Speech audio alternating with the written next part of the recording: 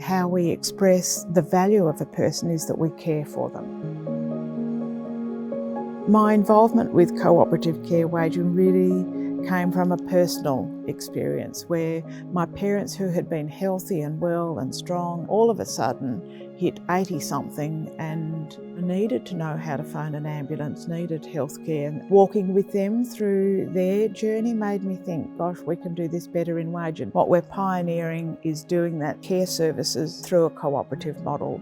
A cooperative is simply a business model based on a set of principles, international principles that have been around for well over 150 years about mutual care, mutual support. And here we've got people coming together to support people to age well. Co-ops really harness the strength and the power of people.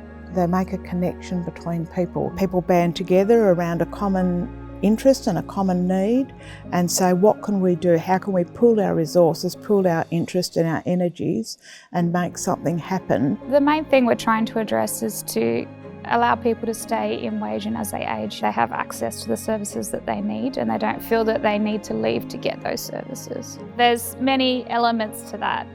It might be grandchildren having access to a grandparent. It may be just the financial benefits for the town. It's one more person shopping at the local supermarket. From here to the outskirts of Armidale, it's about a 2-hour drive. And sometimes when you're sick, that 2 hours feels like 20 hours. And sometimes you need it now, not in a few weeks' time or a month's time. So to have somebody that can help you, go along with you and be a support for you, that's really, really good. Unfortunately, we see a lot of services implemented for a model that fits well in Melbourne and Sydney, but they really don't fit well out here, which means that they don't get taken up and then we don't have the services. It's the people in the community that understand the community, that see what is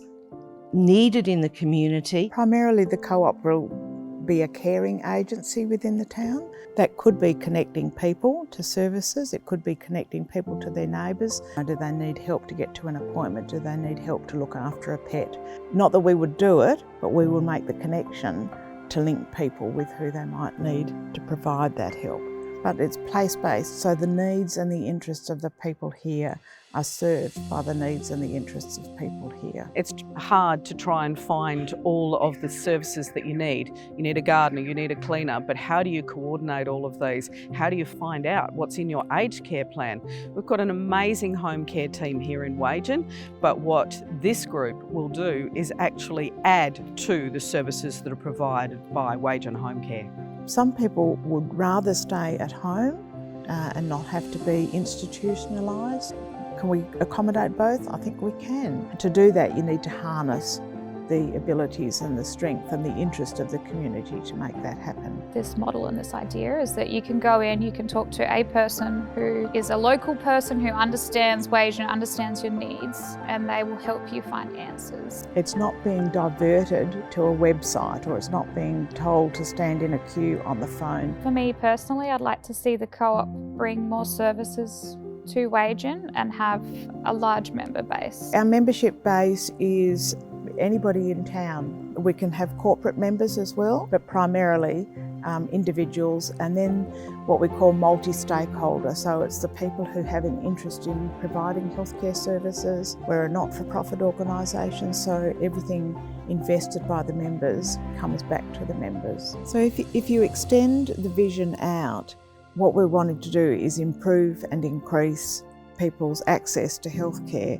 Well, that's going to take a workforce to do that. We'll create jobs, we'll create some economic stimulation. My hopes for the co-op is it becomes a success and it is very easily recognisable and actually becomes an example for other country towns on how they can pull together and make things easier for their community. We are an ageing society. We do have to take care of our seniors in our community. They're the ones that built our towns. We are, I think, doing things that ultimately will leave a legacy.